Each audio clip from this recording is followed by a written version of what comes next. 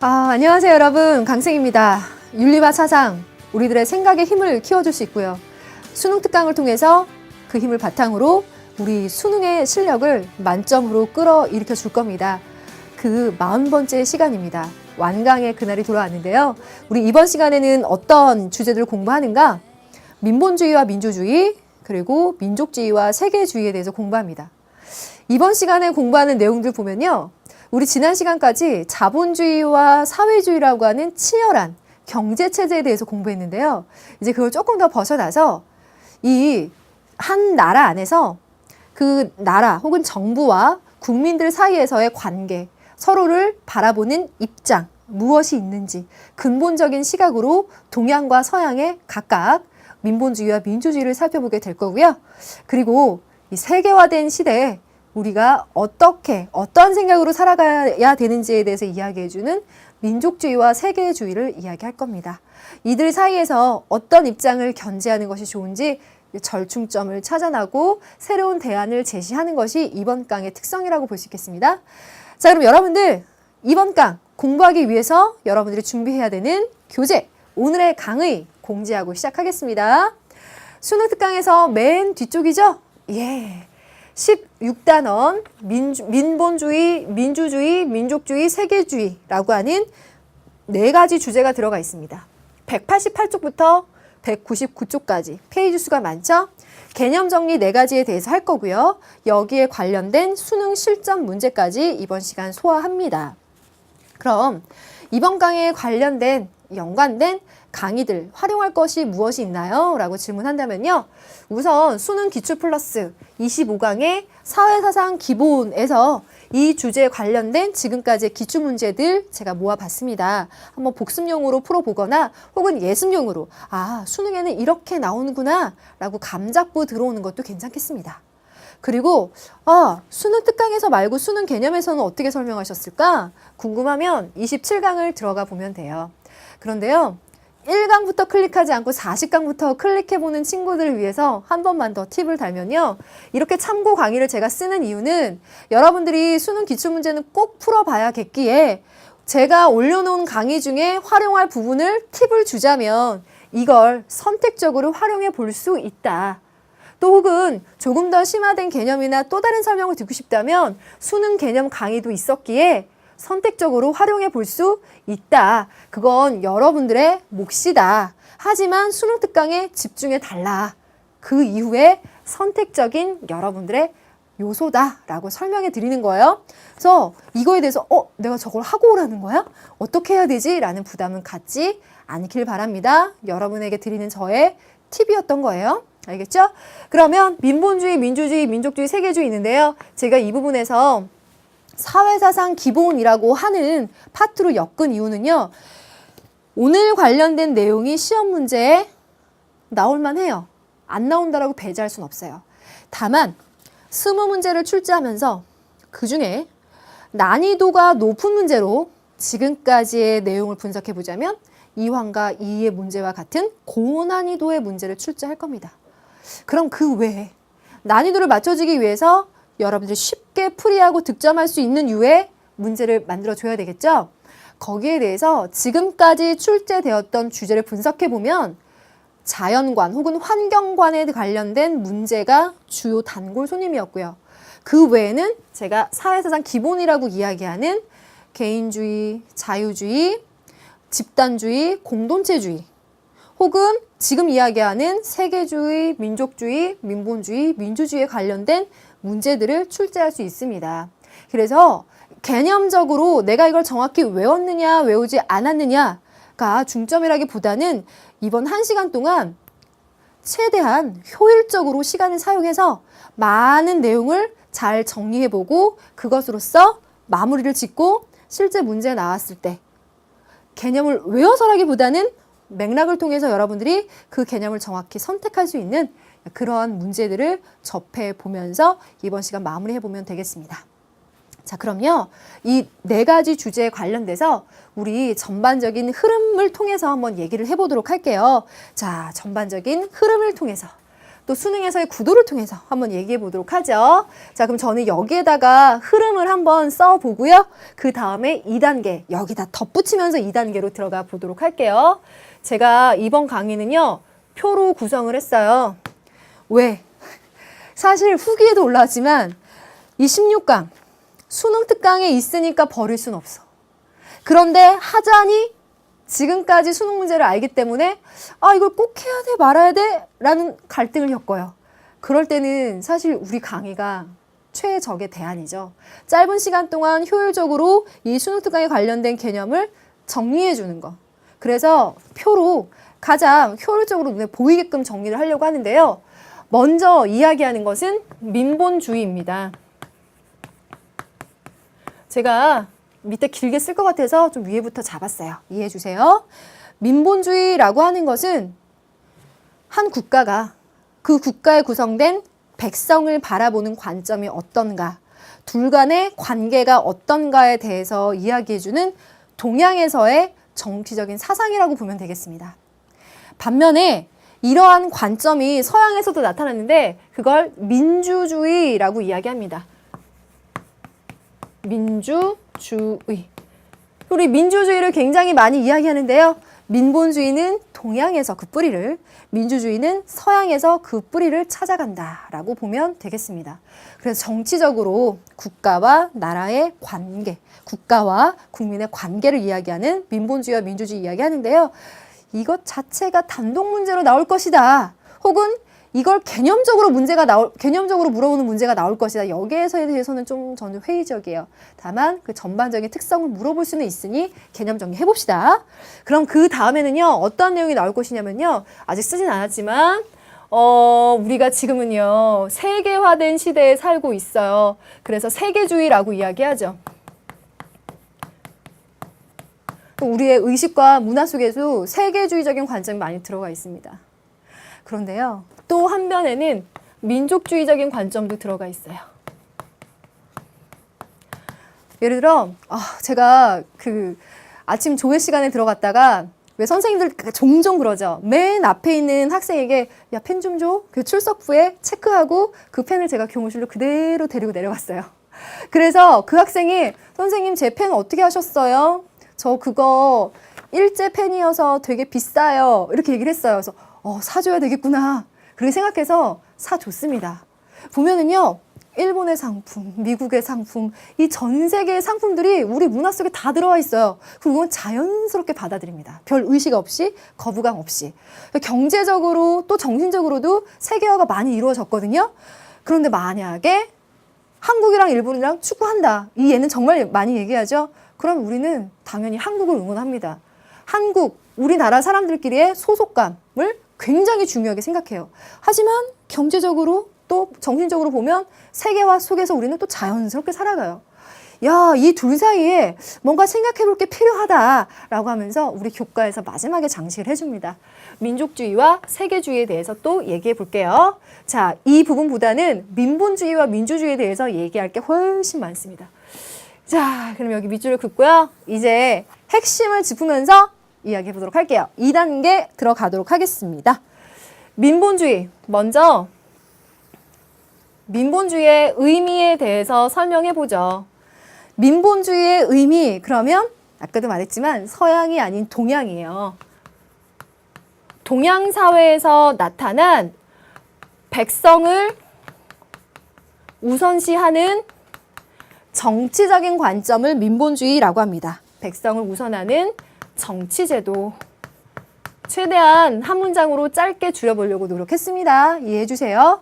이러한 민본주의의 의미는요, 기본적으로 어떠한 특성을 가지고 있는지 우리가 한번 또 정리를 해보면요, 그 특성으로 가볼게요. 제가 표를 굉장히 삐뚤빼뚤 그려가지고 오늘 굉장히 신경을 쓰고 있어요. 민본주의의 특성을 얘기해보자. 그러면 뭘 중시하는가, 이걸 생각하면 되는데요.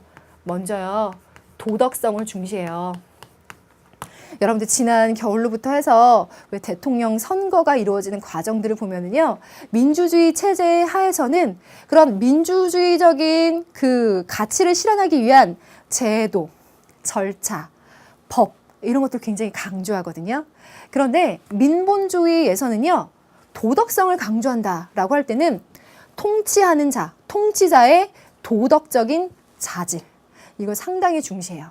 그래서 그걸 기본적인 요건으로 생각하기 때문에 도덕성을 중시한다라고 볼 수 있고요. 이걸 정리해봐. 그러면 통치자의 도덕적 자질을 중시하는 입장이 보이기 때문에 1번과 같이 해석할 수 있다라고 정리를 해볼게요. 그럼 두 번째, 인륜성을 중시한다라고 되어 있는데요. 사실 이 1번하고 2번은 연결된 얘기라고 봅니다.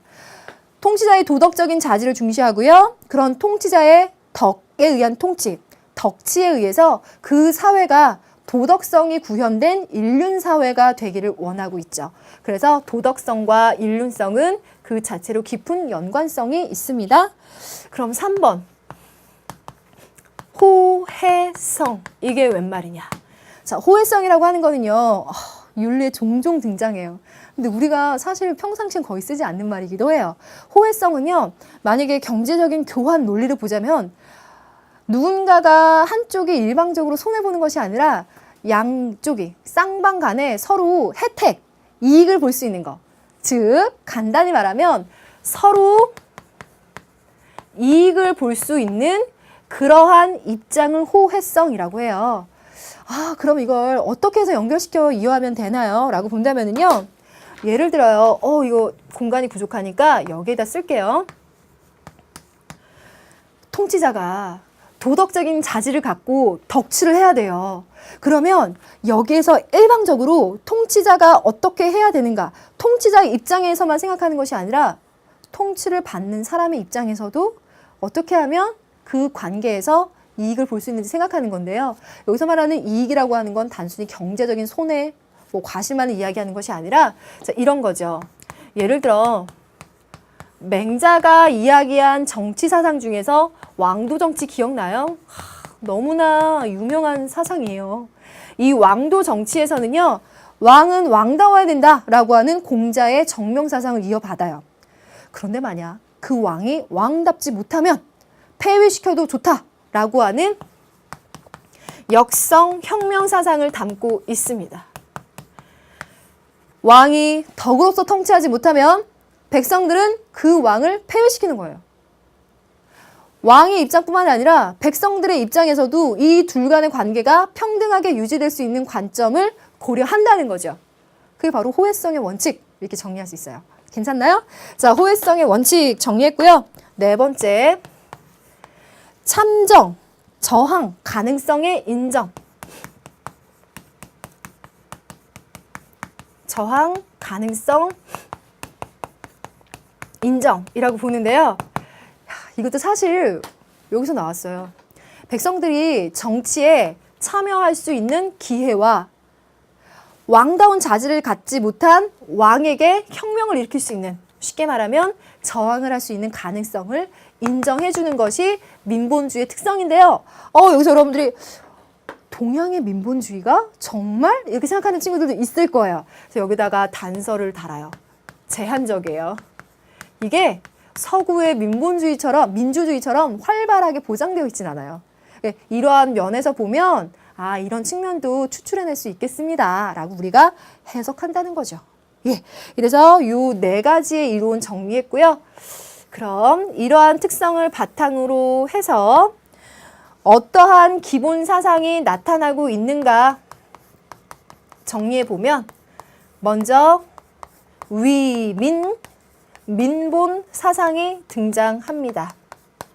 그럼 이 민본 사상, 그러면 이거는 육아에서 이야기하는 백성이 근본이 되는 통치를 이야기해요. 민본. 그래서 이 민본에는 공자와 맹자가 대표적으로 들어갑니다. 여기에 대해서 복습 필요해요? 공자의 경우는 왕의 덕치를 강조했고요. 그 덕을 통해서 인륜사회를 구현할 것을 강조했죠. 그의 덕치 사상은 맹자의 왕도 정치에 영향을 주었습니다. 그래서 공자의 덕치와 정명 사상이 맹자에게 계승되었기에 위민민본 사상이라고 하는 민본주의의 기본 사상으로 나타나는 것에 이 두 사상가를 넣는 것 가능합니다. 그럼 두 번째는요. 선생님 그러면 우리나라에서는 민본주의적인 특성이 어떻게 나타났을까요? 라고 물어본다면요. 먼저 단군의 건국 이야기에 제시되는 홍익인간의 이념을 들어요. 왜 홍익인간이죠? 인본주의적이고 인간의 존엄성을 인정하는 관점이 기본에 깔려있기 때문이에요. 그래야 그런 백성을 근본에 두는 우선시하는 정치를 할 수 있기 때문이죠. 이해됐죠? 자, 그런 사상을 바탕으로 해서 우리 조선시대에 오면은요. 위대한 인물들이 등장하는데 정약용과 정도전이 대표적으로 그렇습니다. 이 두 인물들은요. 지금까지의 민본주의적인 사상을 좀 더 현실적으로 제도화시키기 위해서 구체적인 아이디어를 제시한 사람들입니다. 그래서 이들에 관련된 어떤 정책들이 있다라고 수능 특강에 서술되어 있는데요. 한번 참고적으로 봐두면 좋을 것 같고요. 정도전이 뭐 제시했니? 정약용이 뭐 얘기했니? 이거 자체를 물어보지는 않겠죠. 왜? 수능이니까. 그래서 이들의 사상이 민본주의적인 사상을 이어나가면서 표현하고 있는 바탕이 된다라고 이해해 주시면 되겠어요. 자, 그러면 기본 사상까지 쭉 설명을 해봤는데요. 이제 민주주의로 갈게요. 민주주의는 서양에서 나타난 사상이에요. 이건 지극히 서양에서 나타난 것인데요. 의미를 보자. 여러분들 어렵게 생각할지 모르겠지만 참고적으로 쓸게요. 데모스 플러스 크라토스. 데모크라토스. 그러면 여기서 말하는 데모스라고 하는 것은 민중을 이야기하고요. 크라토스는 지배를 이야기하죠. 그래서 민주주의의 특성은 국민이 권력을 행사하는 제도를 민주주의라고 설명합니다. 이게 가장 큰 특성이죠. 가장 큰 의미가 되겠고요. 그럼 이런 사상들은 어떠한 특성을 보이게 되느냐. 민본주의는 이런 네 가지의 특성들을 이해를 했는데요. 민주주의에서 나타나는 특성은요. 우선 기본적으로 개개인의 인간들의 자유를 인정해주고 그러한 자유로운 인간들의 평등을 보장해 주는 것, 그럼으로써 모든 사람들의 인간 존엄성이 구현되는 것을 민주주의의 기본적인 특성으로 두고 있습니다.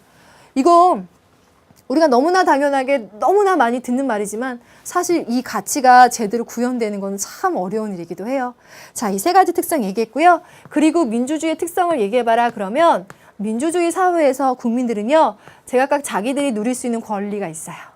반면에 국민들이 이행해야 될 의무도 있습니다. 이 두 가지를 자신들이 해나가고 혹은 마땅히 누려야 되는 것이 민주주의 사회에서의 특성이라고 볼 수 있겠습니다.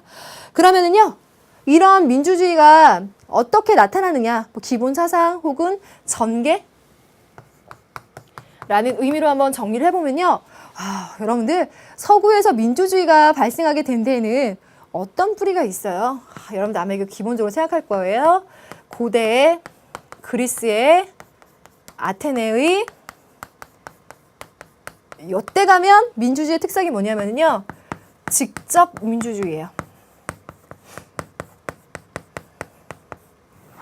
그리고 이 아테네의 민주정에는 여러 가지 제한점들이 있었죠. 모든 사람들을 평등하게 정치에 참여할 수 있게 해준 것이 아니라 제한적이고 차별적인 요소가 있었다라는 것 때문에 궁극적으로 우리가 이야기하는 민주적인 제도는 아니지만 그 시발점이 되었다, 그 기원이 되었다, 모태가 되었다 이렇게 표현할 수 있을 겁니다.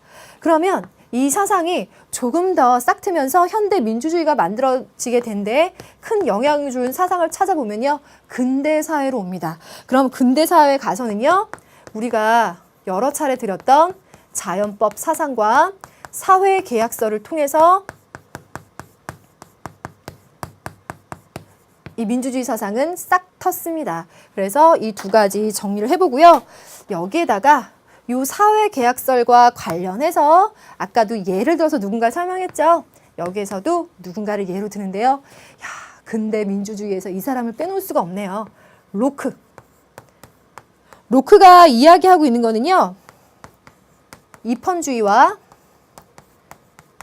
권력 분립을 이야기해요.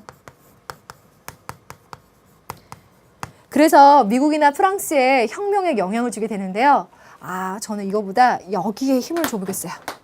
별 하나 그릴까요? 로크가 생각하고 있는 거는요. 군주의 통치에 대해서 국민들의 저항권을 인정하고 있다는 점은 굉장히 큰 시사점을 주고 있어요. 저항권 인정. 이거 꼭 기억해 주세요. 그럼 저는요. 넘나들면서 수업하잖아요. 넘나들면서 하나 짚어볼까요? 지금 서양의 민주주의에서 이야기하는 로크가 저항권을 인정한다라고 하는 측면은요. 민본주의로 가서요. 또 조금 움직일게요. 죄송해요. 여기에 가서 맹자가 왕도 정치 이야기하면서 역성혁명 얘기하죠. 야, 이거 좋은 아이디어다. 이거 한 화면에 보이죠? 이렇게 연결시킬게요. 민주주의의 로크가 저항권을 인정하고 민본주의의 맹자가 역성혁명을 통해서 왕에 대한 혁명을 이야기한다라고 하는 건 그 말대로 통치자에 대한 저항권을 인정한다라는 측면에서 공통 요소로 찾아낼 수 있습니다. 오, 괜찮죠? 이런 것들은 사실 실제로 문제 나왔어요. 중요한 아이디어라고 봅니다. 자, 이렇게 민주주의까지 이야기를 했는데요. 여기에다가 좀 설명해줘야 되는, 덧붙여줘야 되는 부분이 있어요. 그럼 이 부분을 제가 이제 오른쪽으로 가면서 이야기할게요. 자, 이 민주주의예요. 민주주의에 현대적인 전개 과정을 통해서 나타난 이제 문제점까지 우리가 생각해 보는 거예요. 여러분들 표에는 민주주의의 밑에 붙습니다. 밑에 붙는데요. 생각해 볼 점, 한계점, 그 외의 문제점들 이렇게 해서 보면 첫 번째, 지금 우리의 민주주의는요. 대의 민주주의예요. 사회가 워낙 커졌기 때문에 국민들이 직접 의사소통을 하거나 직접 의사 표현을 하지는 못하고 대표자를 선출해서 그 대표자가 국민들의 뜻을 전달해 줍니다. 그렇게 대의민주주의를 하고 있는데요. 여기에는 장점도 있겠지만 단점도 존재한다라고 볼 수 있어요. 자, 여기에 대표자와 시민 간의 의견이 불일치할 수도 있어요. 그러면요, 우리가 기껏 뽑은 그 대표가 제대로 된 역할을 해줄 수 없잖아요. 그래서 대의민주주의의 문제점, 한계점이라고 설명할 수 있고요. 그러한 점에서 보면 의사 표현을 하게 되는 권력을 갖고 있는 소수에 의해서 정치가 좌우될 수 있는 위험이 있습니다. 대의민주주의의 문제점. 그러면서 만약에 민주주의적인 제도에 의한 특성으로 본다면 다수가 찬성하는 의견대로 집행함으로써 다수에 어긋나는 소수의 의견은 무시될 수도 있다는 문제점이 발생해요. 그래서 이러한 대의민주주의의 문제점을 극복해 보기 위해서 대안들이 발생하는데요. 대안이라고 볼 수 있어요. 여기에는 4가지의 요소를 정리해 보도록 할게요. 4가지의 요소. 첫째는 절차적 민주주의. 두 번째, 참여 민주주의. 세 번째 얘기하는 것은 심의 민주주의. 네 번째는 전자 민주주의 있습니다. 저는 이것 자체를 개념으로 암기할 대상은 아니라고 보지만 수능 특강에 문제화되어 있기에 언급하고 가겠습니다. 절차적 민주주의라고 하는 건 민주적인 절차 그 자체를 준수하는 거예요.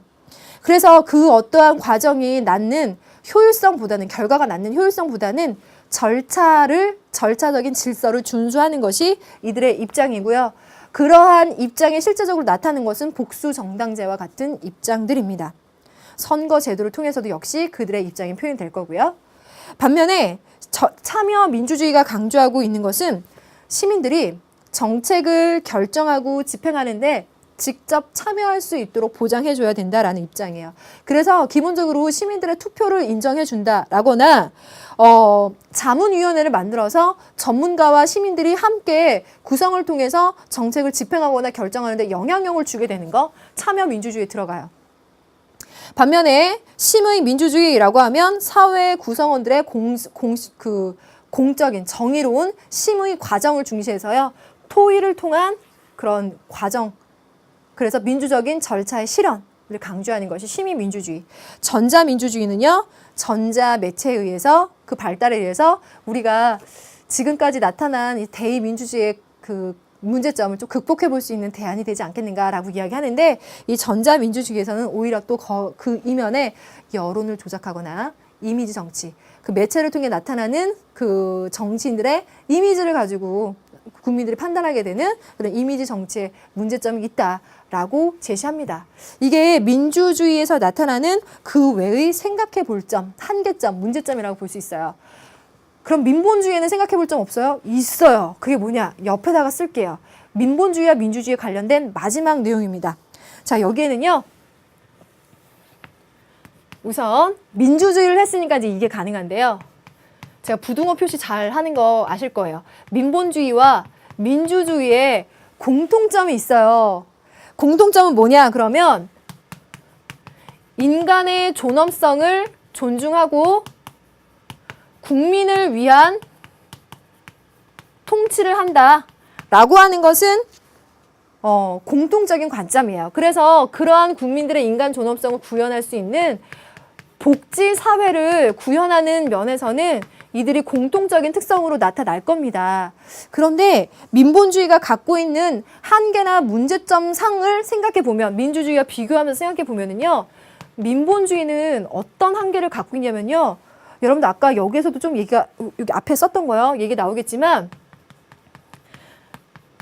백성이라고 표현해야죠. 백성들이 통치의 주체가 되기보다는 통치자가 바라보는 통치의 대상이 돼버리는 거예요.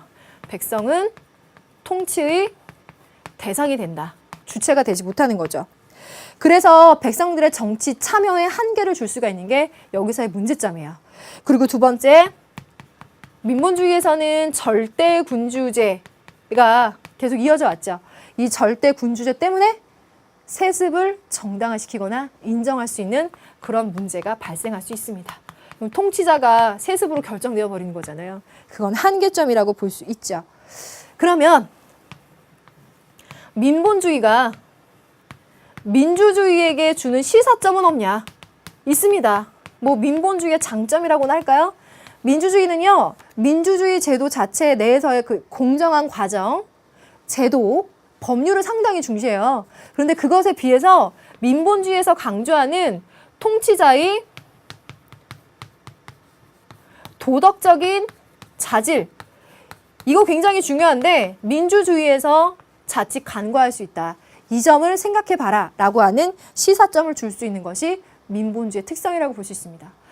야, 이 정도면 됐죠? 민주주의와 민본주의의 각각의 의미와 특성과 그것이 어떻게 이어졌는지, 거기에다가 어떤 문제점이나 시사점이나 한계점이 있을지 여기까지 해봤습니다.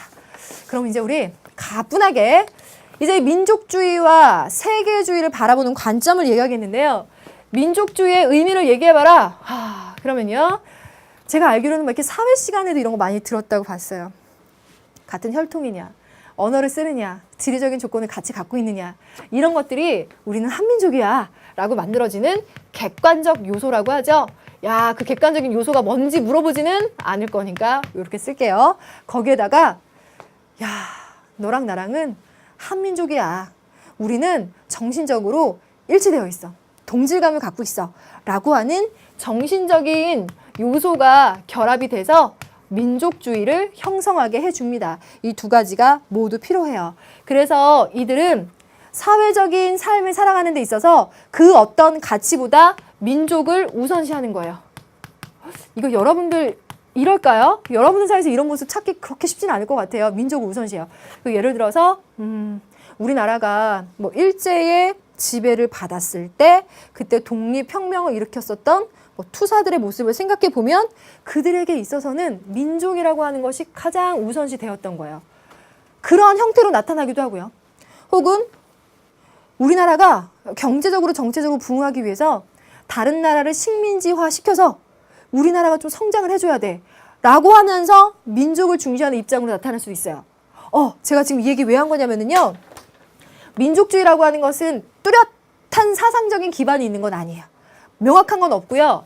여러 시대에 따라서, 여러 사상에 따라서 다양하게 결합하면서 변화해 나가요. 그래서 식민 지배를 받는 나라의 입장에서는 독립운동을 일으키는 그 구심점을 만들어주는 민족주의로 발동하기도 하고, 혹은 제국주의적인 입장을 갖고 있는 나라에서는 식민지를 침략하는데 정당화를 지키는 이론으로 발동하기도 해요. 그래서 여기에는 명암이 있는 거죠. 긍정적으로 작용할 수도 있고 굉장히 인류 전체에 폐해를 남길 수도 있는 위험한 사상으로 작용할 수도 있는 것이 바로 이 민족주의의 의미라고 보겠습니다. 됐나요? 그래서 이 민족주의에 대해서 우리가 견제해야 될 측면을 여기다 정리할 텐데요. 그 전에 먼저 세계주의 정리해보죠. 세계주의는요, 야, 지금은 세계화의 시대야. 이때에는, 자, 여기다 2번을 쓰면 되겠죠? 민족이나 지역 공동체, 요거 이제 벗어나야 돼. 요걸 벗어나서 인류 전체를 하나의 세계 시민으로 보고 그에 상응하는 의식을 갖고 그에 상응하는 생활을 해야 돼. 이제 세계주의야 라고 얘기하는 것이 이들의 입장이에요. 그러면 이들 중에서 제가 말했지만 세상에는 다 긍정적인 측면만 있는 건 아니에요.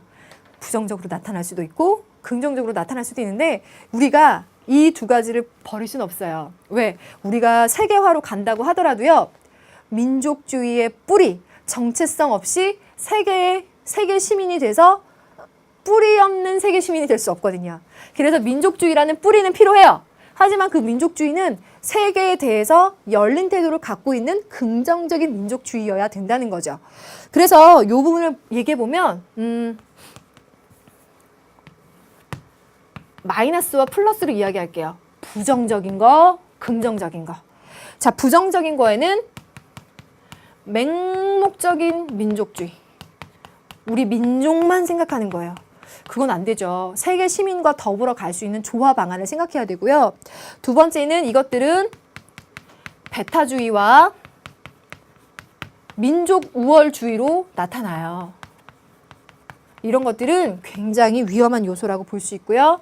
혹은 자문화 중심주의적인 입장도 위험하다고 볼 수 있어요. 와, 이런 거 보니까 생활과 윤리랑 경계를 왔다 갔다 한다. 두 과목 같이 하는 친구는 참 쉽게 해결하겠네요. 그래서요, 이런 것들을 벗어나서 세계주의와 조화를 이룰 수 있는 관용의 태도를 갖고 있는 것이 우리가 긍정적으로 추구해야 되는 대안이라고 볼 수 있는데요. 이거 여기에 나와요. 그래서 이건 뭐가 있느냐? 역시나 세계주의의 어두운 측면은요. 극단적인 세계주의를 가진 사람이 있어요. 야, 지리적인 조건이나 뭐 민족주의나 이거 필요 없어. 세계 시민이 되는 게 우선이야. 라고 얘기하는 사람도 있는데요. 이거는 관용이 없는 세계주의의 위험성을 나타낼 수 있어요. 각 민족마다 주체성이 있고 특성이 있기 때문에 그에 따른 모습들이 다르게 나타날 수 있는데요. 그걸 포용해주지 못하는 거예요. 그걸 버리고 세계 시민주의로 하나로 통합만 되라는 거죠. 그 특성을 이해해주지 못하는 관용 없는 위험성, 보편주의의 위험성 이렇게 설명을 합니다. 그리고 정체성을 상실하거나 지역 공동체나 문화를 배제시키는 위험성을 낳을 수 있는데요. 그 모든 것들은 관용 없는 보편성의 위험성이라는 이 말로 정리가 되겠죠. 극단적 세계주의. 그래서 세계주의의 발전적인 대안은 열린 세계 시민 의식, 관용의 태도로 주체성을 인정해 주면서도 그걸 바탕으로 세계와 조화될 수 있는 것, 이 다문화주의 속에서 그들의 정체성을 인정해 주면서 조화를 이루는 것, 이게 세계주의의 대안이라고 볼 수 있겠습니다. 이야, 많은 내용 정리했는데요. 이들에 관련된 우리 제시문 한번 읽어볼까요? 다음 단계로 가보겠는데요. 저 지워야 되거든요. 여러분들 페이지 193쪽 펴시고요. 같이 봐주세요. 제가 내용을 점검해보긴 했는데요. 이 자체에서 굉장히 이론적인 그 지식을 요구하거나 하는 것보다는요. 이 자체에서 어떤 입장을 견지하고 있는지 그 맥락을 찾아내면 되겠어요. 여기 보면 많은 인민들이 민족적인 감정을 느낄 뿐만 아니라 민족 소속이라는 측면을 통해서 자기 정체성과 지향점을 찾는다는 것은 의심의 여지가 없다. 이러한 감정들은 동유럽에서 공산주의가 붕괴한 이후 발생한 사건들 속에서 명백히 드러났다.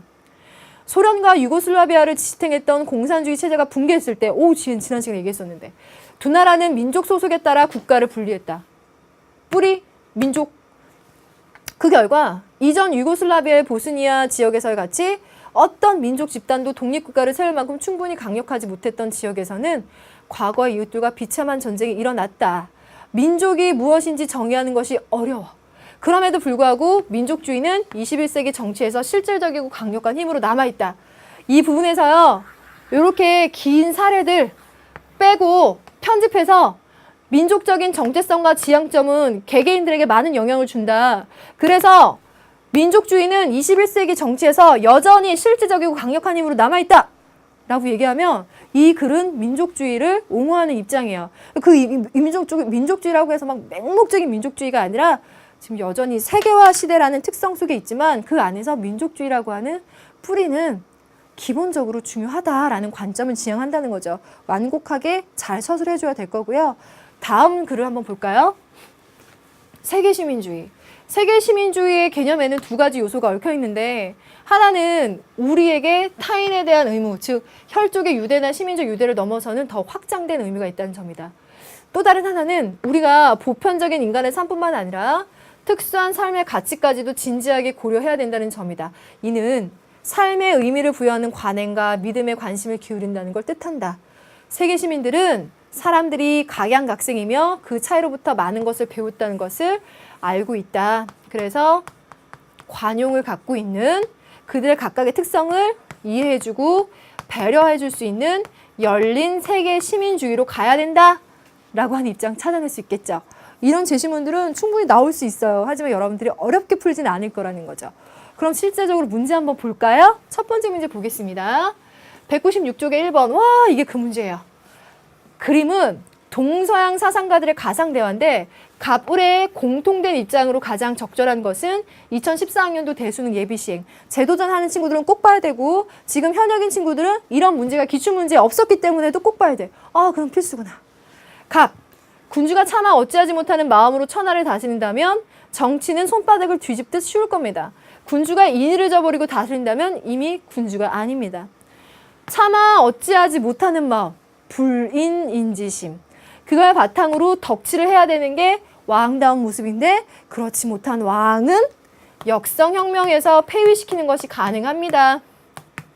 갑은요, 맹자가 왕도 정치에 대해서 얘기하고 있어요.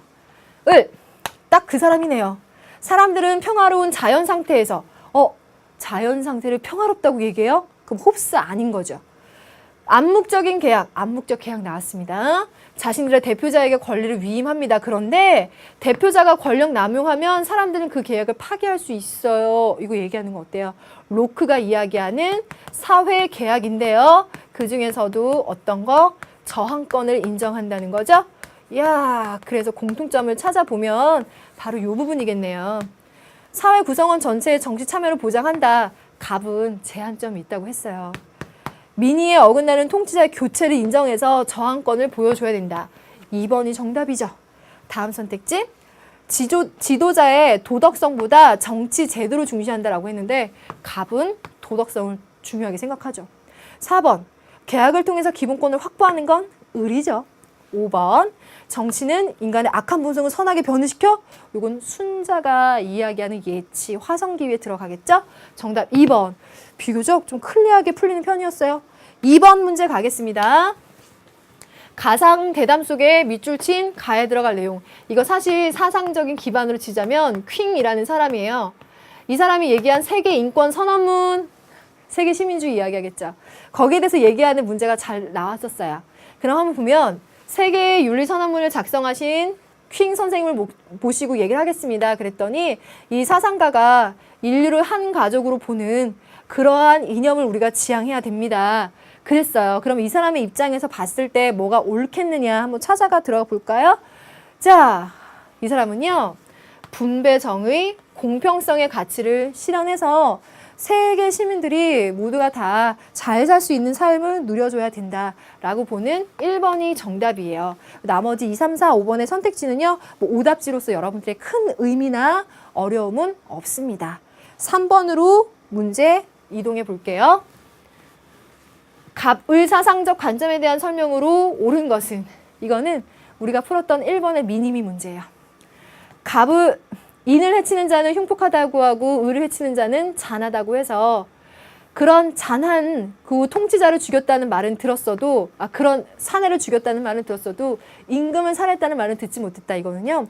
맹자가 역성혁명을 긍정하는 그 제시문으로 잘 나오는 거고요. 을은요. 로크가 이야기하는 사회계약설에 대해서 얘기해주고 있는 제시문이에요. 그러면 이들에 대한 설명으로 옳은 게 뭐냐 그러면 어머 맹자가 직접 정치 얘기하겠어요? 2번 법치를 확립하겠습니까? 갑의 경우에는요. 덕치를 확립하죠.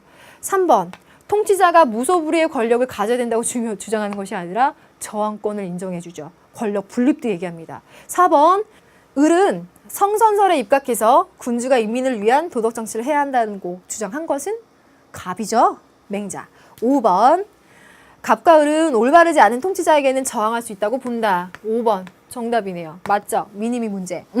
4번 가보겠습니다. 4번에서는 가 나의 정치적인 특징을 비교하시오. 인정으로 다스리는 서경에서의 정치를 매개하고 맹자까지 나왔어요. 그럼 이건 위민 민본을 이야기하는 민본주의적인 정책을 이야기하고요. 나번은 뭘까요? 민중에 의한 지배, 민주주의를 말하는 거죠? 그러면 이들의 특성을 비교해봐라. 이거 제가 정리했죠? 한번 볼까요? 가는 나에 비해서 국민에 의한 정치를 더 강조한다고 했는데요. 국민에 의한 정치를 강조하는 건 나고요. 국민을 위한 정치를 더 강조하는 것은 더 강조한다고 말할 수 없겠지만 가와 나는 국민을 위한 정치를 공통적으로 지향하고 있어요. 가는 나에 비해 대표를 뽑는 절차의 공정성을 중시하는 건 나예요. 대표의 도덕적 자질을 중시하는 건 가예요. 이거 봐요. 또 정답 5번에 있어요. 가와 나는 인간의 존엄성을 바탕으로 정치의 근간을 국민에게 두고 있다는 점에서는 공통적이다라고 아주 완곡하게 서술하면서 공통점을 서술하고 있죠. 5번. 자, 됐네요. 그럼 다음 문제 넘어가 볼까요? 5번. 현대 민주주의에 대한 갑을병의 입장을 얘기하는 것은 그럼 갑을 보면은요. 갑은 이거 외워서 문제 푸는 건 나오지 않을 것 같지만 심의 민주주의고요. 1번에서 이야기하고 있는 것은 직접 민주주의. 3병에서 얘기하고 있는 것은 대의 민주주의예요. 이들에 관련된 입장으로 가장 적절한 것은 심의. 국민들의 토의를 통해서 공적 담론을 활성화시켜서 이 민주주의를 이끌어 가야 된다라고 하는 1번이 정답이 되겠고요. 남자로 제안하는 건 지금 직접 민주주의에서 이거는 아테네에서 나오는 정치제도의 모습이었고요. 한계였고요. 국가의 목적이 개인의 권리보다 우선해야 된다라고 하고 있는데요. 요거의 경우는 전체주의적인 관점이라고 볼 수 있죠. 4번으로 넘어가 볼까요? 주요 정책의 결정은 전문가에게 일임한다 그랬는데 갑의 경우에는 전문가와 더불어서 시민들이 함께 참여해줘야 되고요. 전자매체를 통해 직접 민주주의, 이거는 전자민주주의에 관련된 얘기예요. 이런 문제는 수능에서는 지금까지 나온 적은 없습니다만 참고적으로 풀어봤습니다. 6번이요. 가 사상을 나 그림으로 완성하고자 할 때 A, B에 들어갈 것으로 옳은 것은 그러면요. 가번에서 이야기하고 있는 것은 자유인들이 단체를 구성해서 사회를 결성하기로 동의한 사회계약설에 대해서 얘기하고 있죠. 그러면 이것을 순서대로 맞춰서 보게 되면요. A번에 아니요. 그리고 B번에 예로 갑니다. 그랬을 때 가장 적절한 옳은 질문을 보게 되면은요. 우리 3번으로 한번 넘어가 볼까요? 인간의 사회성보다 개체성을 더 중시하는가라고 이야기하고 있는데요. 자, B번에서는 사회성보다 개체성을 더 중시하기 때문에 그러한 개개인들의 어떤 존엄성, 인간 존엄성, 그것의 구현을 강조해주고 있어요. 그럼 3번이 정답인데 1, 2번 한번 확인해 보면요. 넘어가서 1번. 이성적 존재로서 모든 인간은 평등한가? 그러면 평등하죠. 합리적 개인들의 평등. 2번. 국가는 국민의 기본권을 보장하기 위해서 존재하는가? 네, 라고 말해줘야 되죠. 그래서 틀렸고요. 4번으로 가볼게요. 자연 상태는 만인에 의한 투쟁인가? 라고 얘기하고 있는데요. B번처럼 얘기하는 사람은 홉스가 이제 얘기하고요. 5번은요.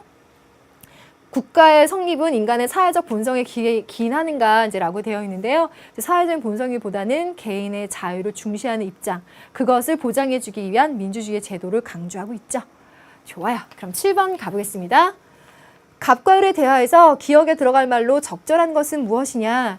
여기 을의 파시즘 나왔는데요. 파시즘이라고 하는 것은 전체주의로서 민족주의가 나타난 어떤 왜곡되고 부정적인 사례로서 이해해주면 되겠습니다. 갑은요. 자유주의를 이야기하고 있죠. 자유가 필요합니다. 1번은 전체주의를 이야기하면서 민족주의를 극단적으로 옹호하고 있는 입장이에요. 그럼 자유주의자가 전체주의자에게 뭐라고 견제하면서 말을 할 수 있을까요? 여기에서는요. 이런 류의 문제는 딱 정답만 우리가 체크해보면 되죠. 2번 가보겠습니다. 지나친 애국심. 지나친 민족주의는 세계에 대한 위협이 돼서 당신들처럼 전체주의적인 시각으로 잘못돼서 나타날 수 있어요. 이걸 경계하면서 이야기하겠죠? 이런 류의 문제 정답 정확히 체크해 주시면 되고요. 마지막 문제 볼게요. 8번 문제는요. 제시문이 너무 길어요. 제시문이 긴데요. 여기서 얘기하고 있는 것은 민족주의나 애국주의가 있는데 제노포비아와 같은 외국인 혐오증이 지금 막 나타난다는 거예요. 야, 그래서 이거 어떻게 해야 되지? 라는 문제의식을 갖고 보면서 우리 제시문 끝으로 가볼까요? 이 제시문은요, 다문화 사회에서 이제 우리가 어떻게 해야 될지에 대해서 대안을 제시하고 있는 칼럼입니다. 그래서 이런 식으로 난이도가 쉬운 문제는 이런 형식들을 잘 띄어요. 위에 있었던 7번 형식도 그렇고요. 형식적인 측면에서 보자면 굉장히 잘 보여주고 있는데요. 이 제목은요, 이것도 역시 제목을 우리가 확인해 보면 되는데, 다문화 사회에서 4번으로 갈까요? 세계의 시민주의와 함께하는 민족주의를 실현하자. 그래서 이 두 가지의 조화가 필요하다라고 하는 것이 민족주의에서의 다문화 사회에서의 정답이 되겠습니다. 다 했어요. 한 권을 다 띄었네요. 오늘 마지막으로 상상통 얘기하면서 여러분들과의 짧지만 소중한 소통 한번 해볼게요. 경란이가요. 3월에 글을 올려주기를 저 상상노트 30강 완강했어요. 3월 전까지 마치고 수특으로 가는 게 계획이었는데 성공했어요. 저 사실 수능 개념 강의 11월부터 진행해 왔는데요. 그때 누구나가 다 하는 줄 알았는데 사실 3월이 돼서도 4월이 돼서도 5월이 돼서도 여전히 활용한다고 하더라고요. 그 부분에 대해서 불안하게 생각은 하지 마시고 여러분들이 선택적으로 활용하세요. 그러면서 자신만의 전체적인 로드맵을 지어야죠. 4월, 5월에는 수특. 그래서 6월 모평 잘 보는 거예요. 그리고 나서 수능 완성. 여름에 들어갑니다. 그리고 나서 가을에 들어가서 파이널로 선생님과 함께 만점으로 가보는 거죠. 선생님의 모든 노력에 감사하며 우리 함께 화이팅해서 가요 라고 하는 응원의 글을 남겨줬습니다. 이 친구의 글 보면요. 자신만의 목표를 잘 세워서 지금 수능 개념 해도 돼? 수능 특강 늦지 않았어? 불안불안하는 마음이 아니라 자신의 의지로 쭉 밀고 가는 그런 의지가 보이고 있죠. 제가 여러분들에게 강조하고 싶은 건 바로 이거예요. 감정에 너무 휩쓸리지 말고 잘못된 정보에 팔랑팔랑 되지 말고 초지일간 자신의 길을 묵묵하게 가자. 그러면서 지금 2단계에 머무르지 않고 여름에는 또 다른 모습, 가을에는 또 다른 모습으로 만나자는 거예요. 그래서 마지막으로 제가 좋아하는 글을 보여드리면서 마무리 지을게요. 장폴 샤르트르가 이런 얘기를 했습니다. 인간은 정지할 수 없으며 정지하지 않는다. 그래서 현 상태로 머물지 않는 것이 인간이며 현 상태로 머물러 있을 때 그는 더 이상 가치가 없다. 저는 이런 생각들을 하면서 그냥 좀 힘들어도 매일매일 참으면서 혹은 즐기면서 저의 일정을 가고 있는 것 같아요. 여러분들도요, 수험생활 힘들겠지만 여러분들의 변화되고 성장된 모습을 꿈꾸면서 조금씩 앞으로 발전해 갑시다. 여러분과 저 만점을 꿈꾸면서 만점으로 화이팅 하는 겁니다. 여러분들 정말 수고 많았어요. 여러분들 진심으로 응원하고 있겠습니다. 이제 강의에서 수강 후기에서 또 만납시다. 기다리고 있겠습니다. 감사합니다.